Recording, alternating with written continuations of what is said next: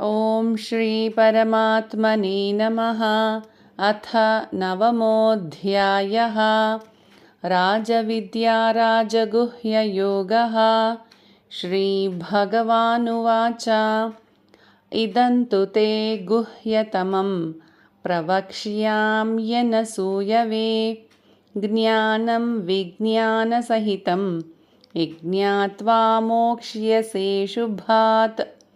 राजविद्या राजगुह्यं पवित्रमिदमुत्तमं प्रत्यक्षावगमं धर्म्यं सुसुखं कर्तुमव्ययम्।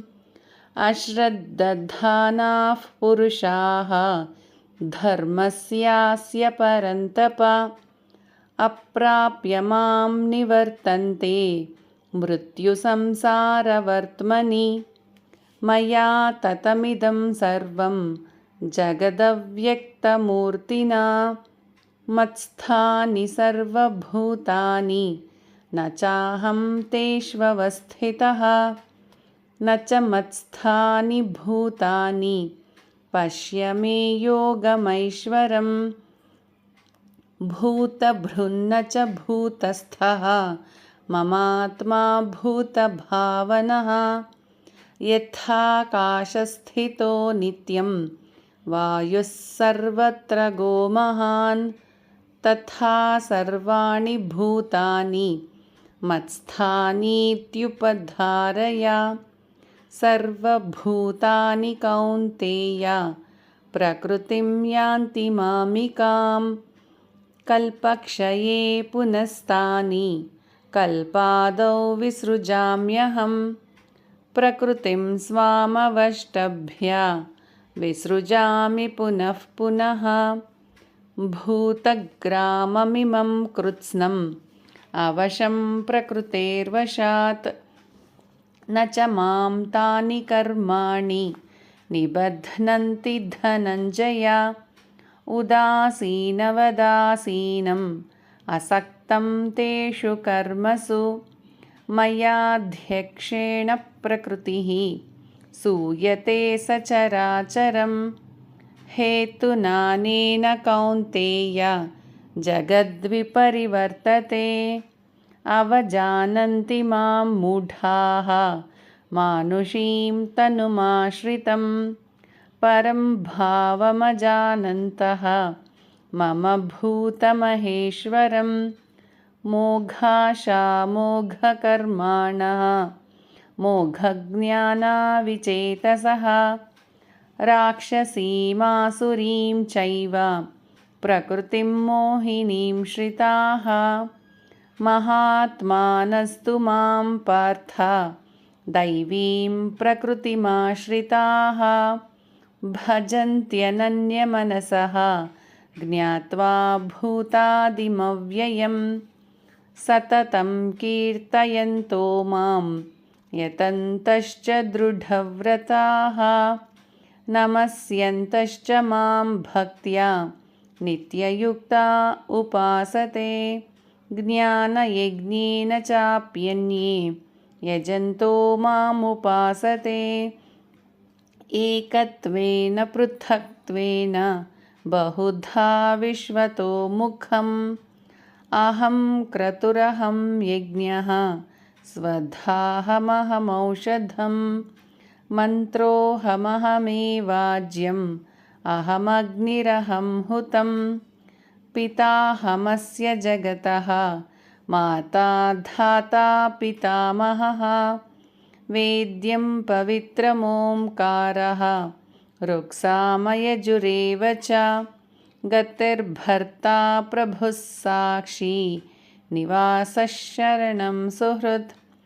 प्रभवः प्रलयस्थानं निधानं बीजमव्ययम्। तपाम्यहमहं वर्षं निगृह्णाम्युत्सृजामि च। अमृतं चैव मृत्युश्च सदसच्चाहमर्जुन। त्रैविद्या मां सोमपाः पूतपापाः यज्ञैरिष्ट्वा स्वर्गतिं प्रार्थयन्ते। ते पुण्यमासाद्य सुरेन्द्रलोकम् अश्नन्ति दिव्यान् दिवि देवभोगान् ते तं भुक्त्वा स्वर्गलोकं विशालं क्षीणे पुण्ये मर्त्यलोकं विशन्ति। एवं त्रयी धर्ममनुप्रपन्नाः गतागतं कामकामा लभन्ते अनन्याश्चिन्तयन्तो मां ये जनाः पर्युपासते तेषां नित्याभियुक्तानां योगक्षेमं वहाम्यहम्। येऽप्यन्यदेवता भक्ताः यजन्ते श्रद्धयान्विताः तेऽपि मामेव कौन्तेय यजन्त्यविधिपूर्वकम्। अहं हि सर्वयज्ञानां भोक्ता च प्रभुरेव च न तु मामभिजानन्ति तत्त्वेनातश्च्यवन्ति ते। यान्ति देवव्रता देवान् पितॄन् यान्ति पितृव्रताः भूतानि यान्ति भूतेज्याः यान्ति मद्याजिनोऽपि माम्।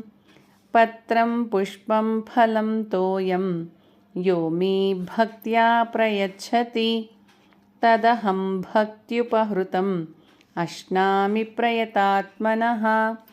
यत्करोषि यदश्नासि यज्जुहोषि ददासि यत्तपस्यसि कौन्तेय तत्कुरुष्व मदर्पणम्। शुभाशुभफलैरेवं मोक्ष्यसे कर्मबन्धनैः सन्न्यासयोगयुक्तात्मा विमुक्तो मामुपैष्यसि।